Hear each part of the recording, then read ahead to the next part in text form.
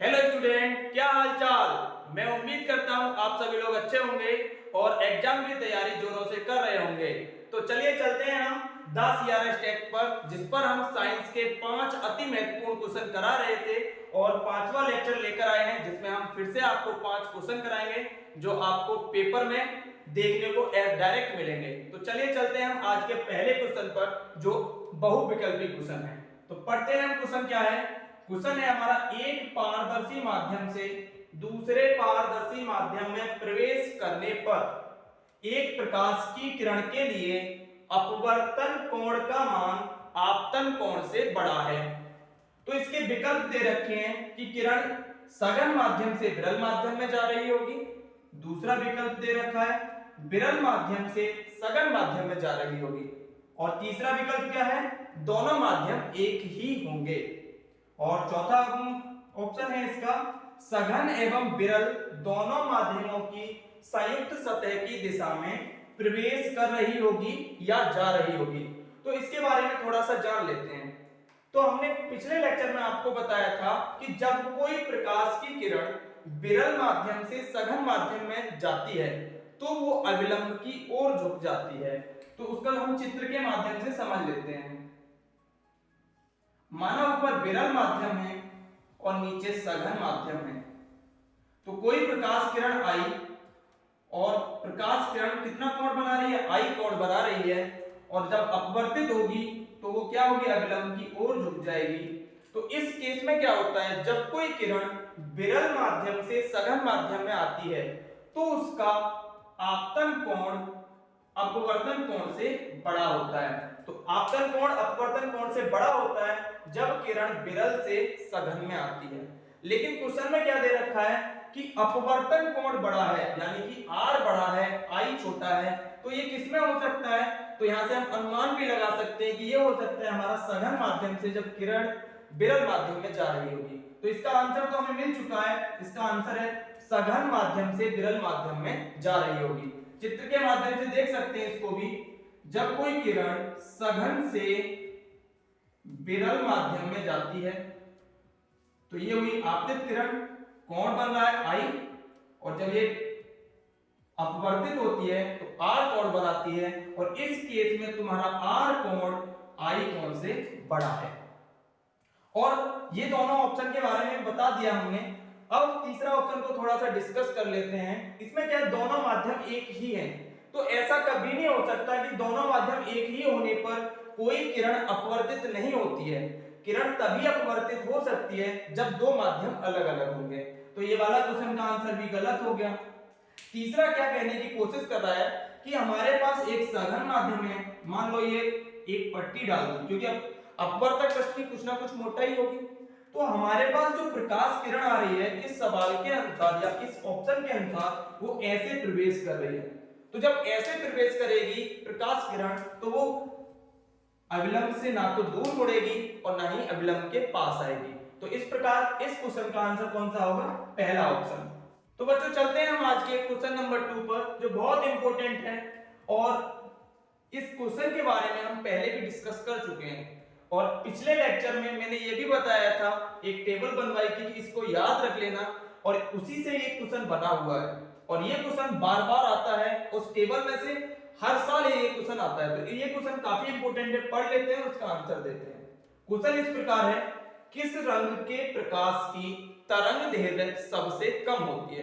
तो किस रंग के प्रकाश की तरंग दैर्घ्य सबसे कम होती है, तो हमें पता है सबसे कम किसकी होती है, बैंगनी के लिए। और सबसे अधिक किसके लिए होती है, सबसे अधिक होती है तुम्हारी लाल के लिए। सबसे अधिक होती है लाल के लिए। यही कारण होता है कि रेलवे के जो सिग्नल होते हैं वो लाल रंग के बनाए जाते हैं, या ट्रैफिक के जो सिग्नल होते हैं वो लाल रंग के बनाए जाते हैं, या खतरे का जो सिंबल होता है वो भी रेड कलर का बनाया जाता है, ताकि हमें दूर से वस्तु दिखाई दे सके। ठीक है, तो इसके लिए मैंने जो ट्रिक बताई थी, आप इस ट्रिक को पिछले वीडियो में जाके देख सकते हो, जो हमारी प्लेलिस्ट में पड़ी हुई। तो चलिए चलते हैं हम आज के क्वेश्चन नंबर 3 पर, जो इस प्रकार है, प्रकाश वायु से 1.5 अपवर्तनांक की कांच की प्लेट में प्रवेश करता है तो कांच में प्रकाश की चाल ज्ञात कीजिए। तो सबसे पहले हमें ये जानना है अपवर्तनांक होता क्या है। तो अपवर्तनांक क्या होता है? अपवर्तनांक होता है हमारा जो प्रकाश की चाल है एक माध्यम से दूसरे माध्यम का, अगर हम प्रकाश की चाल का अनुपात ज्ञात करें तो वही क्या कहलाता है? अपवर्तनांक कहलाता है। जैसे हमारे पास मान लो ऊपर एयर है, इस सवाल के हिसाब से देख लेते हैं, एयर से किधर आ रही है प्रकाश किरण? एयर से आई प्रकाश किरण किधर? कांच में, यानी कि ग्लास में आई। तो जब एयर से ग्लास में आती है प्रकाश की किरण तब क्या होता है? ये इसकी स्पीड में वेरिएशन आ जाता है, स्पीड में भिन्नता पाई जाती है। इसी भिन्नता या अनुपात को क्या कहते हैं? हम अपवर्तनांक कहते हैं। इसको हम किससे प्रदर्शित करते हैं? n से प्रदर्शित करते हैं। और जब यह भिन्नता एयर के सापेक्ष नापी जाती है तब क्या होता है? तब उसे हम निरपेक्ष अपवर्तनांक कहते हैं। तो एनसीईआरटी की किताबों में आपको ये लिखा हुआ मिलेगा nm। क्या मिलेगा? nm। और इसका फॉर्मूला होता है c/v। c क्या है? यहाँ प्रकाश की चाल है और v क्या है? इधर माध्यम में प्रकाश की चाल है।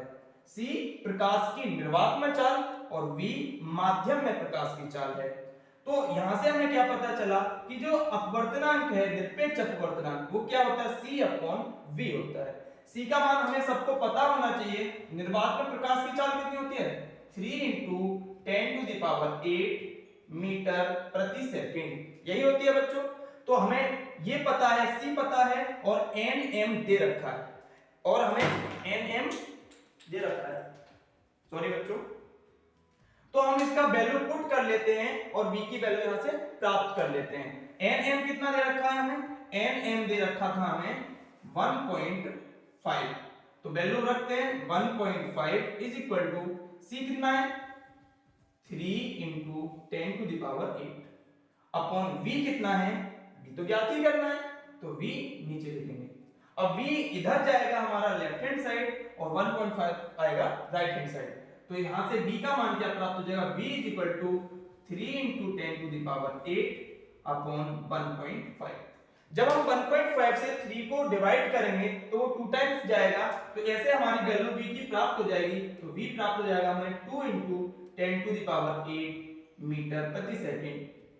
तो यहां से हमें क्या पता चला कि कांच में प्रकाश की चाल 2 × 10⁸ मीटर प्रति सेकंड है और निर्वात में कितनी होती है? 3 × 10⁸ मीटर प्रति सेकंड होती है। तो चलिए चलते हैं हम आज के क्वेश्चन नंबर 4 पर, जो इस सीरीज का सबसे महत्वपूर्ण क्वेश्चन है, आज की क्लास का सबसे महत्वपूर्ण क्वेश्चन, जो इस प्रकार है। चित्रानुसार, जो हमें चित्र इधर दे रखा है, प्रकाश की किरण वायु से किसी माध्यम में प्रवेश करती है, माध्यम में प्रवेश कर रही है, वायु के सापेक्ष माध्यम का अपवर्तनांक ज्ञात कीजिए। तो हमें क्या क्या दे रखा है? हमें एक आई एंगल दे रखा है जिसे हम क्या कहेंगे? आपतन कोण कहेंगे। क्या दे रखा है? 60 अंश। और एक आर दे रखा है जो क्या है? 45 अंश है। तो हमें क्या ज्ञात करना है? अपवर्तनांक ज्ञात करना है। किसके सापेक्ष? वायु के सापेक्ष ज्ञात करना है और माध्यम का ज्ञात करना है। जब भी हम वायु के सापेक्ष कोई अपवर्तनांक ज्ञात करते हैं तो वो क्या कहलाता है? हमारा निरपेक्ष अपवर्तनांक वही कहलाता है। तो इसके लिए हमारा स्नेल का लॉ होता है, जो हम ऐसे भी लिखते हैं, n1 sin i is equal to n2 sin r।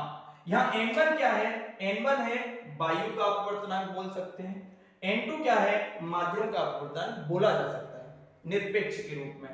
तो यहां से क्या हो जाएगा? हमारा हो जाएगा sin i upon sin r, ये हो जाएगा n2 अपॉन n1। इसको हम क्या लिख सकते हैं? इसको हम ऐसे भी लिख सकते हैं n2 तो ये n2 अपॉन n1 क्या बता रहा है? पहले माध्यम के सापेक्ष दूसरे माध्यम का अपवर्तनांक। पहला माध्यम क्या है? वायु है, दूसरा माध्यम क्या है? माध्यम ही दे रखा है। तो यहां से क्या होगा? हमें ये पता चल गया जो सवाल में पूछा वायु के सापेक्ष, तो इसका मतलब भी क्या है? वायु के सापेक्ष माध्यम का अपवर्तनांक। तो अगर हम चाहें तो डायरेक्ट वैल्यू पुट करके आंसर यहां से निकाल सकते हैं, लेकिन कुछ एडिशनल बातें बताते हैं इसके बारे में कि जो हमारा n2 होता है इसको हम क्या लिखते हैं? n2 upon n1। और ये क्या हुआ हमारा? ये हुआ हमारा वायु के सापेक्ष या पहले माध्यम के सापेक्ष दूसरे माध्यम का अपवर्तनांक। जब भी इसको हम एंगल के रूप में यानी कोण के रूप में निकालना होता है तो इस फॉर्मूले का इस्तेमाल कर लेते हैं, और जब हमें इसे वेलोसिटी या चाल के रूप में निकालना होता है तो ये क्या हो जाता है? इसमें थोड़ा सा अंतर हो जाता है कि B1 ऊपर पहुंच जाता है और B2 ऊपर चला जाता है, यानी कि पहले माध्यम की स्पीड ऊपर और दूसरे माध्यम की स्पीड नीचे आ जाती है। तो इस प्रकार से इसे याद रखना। तो ये N21 जो होता है, इसको अगर हम ऐसे भी चाहें तो N21 1 1/N12 भी होता है। ये वाली चीज भी आपको याद रखनी है, यानी कि हमारे पास ये एक दूसरे के जस्ट अपोजिट होते हैं कि हमारे पास अगर किसी पहले माध्यम का अपवर्तनांक दूसरे माध्यम का अपवर्तनांक पहले के सापेक्ष दे रखा है, तो पहले माध्यम का अपवर्तनांक दूसरे के जस्ट अपोजिट होता है। तो इस बात को गहराई से याद रखना है हमें। अब वैल्यू पुट करते हैं और जो हमारा आंसर निकालना है इस क्वेश्चन का वो देख लेते हैं। तो sin i कितना दे रखा है, 60 दे रखा है, तो sin 60 अपॉन sin r कितना है, 45।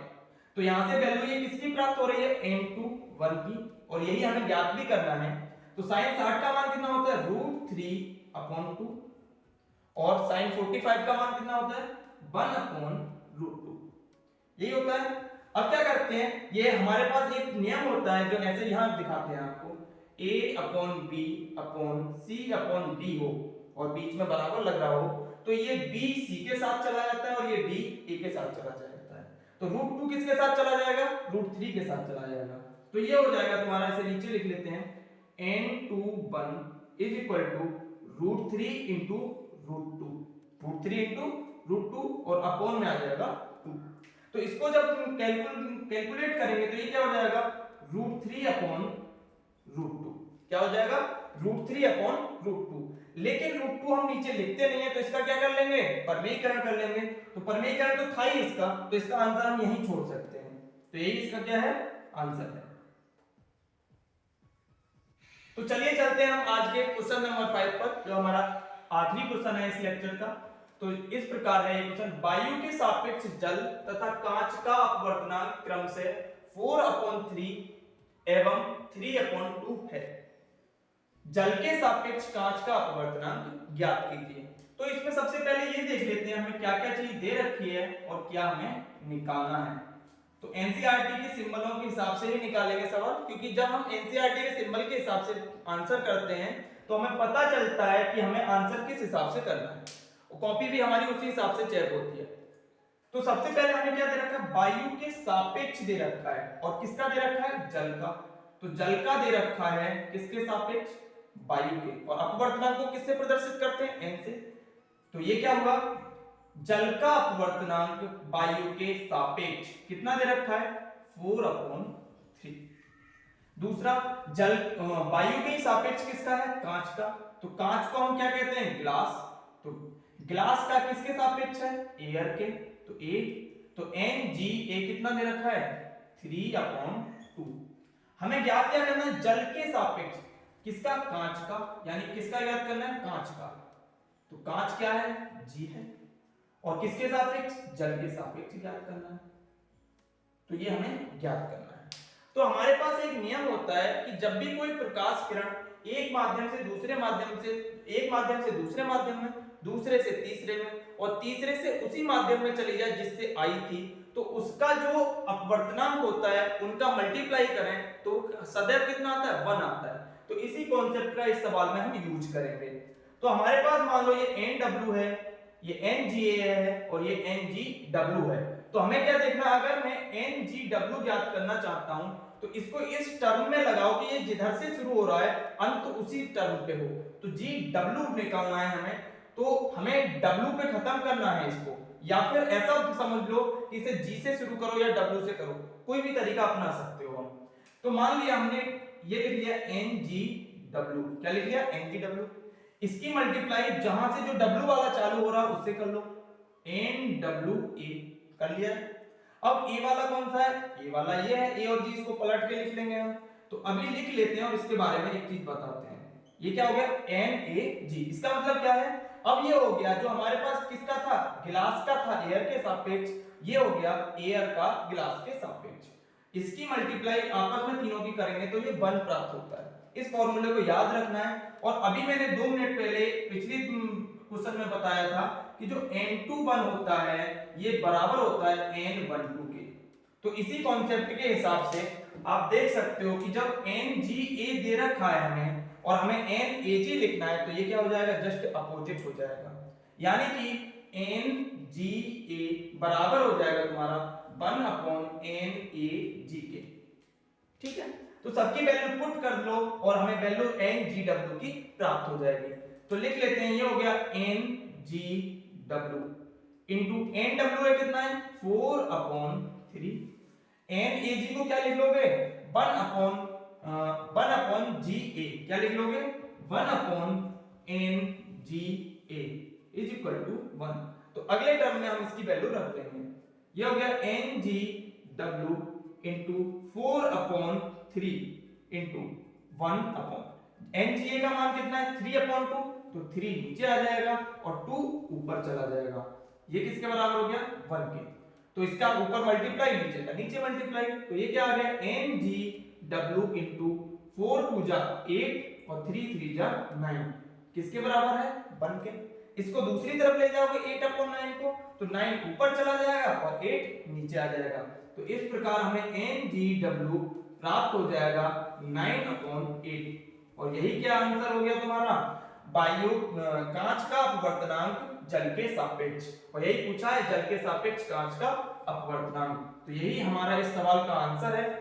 और यदि हमारी वीडियो आपको पसंद आई हो तो वीडियो को शेयर करें, चैनल को सब्सक्राइब करें और ऐसे ही बने रहें हमारे साथ। Tell me pretty lies, look me in the face, tell me that you love me.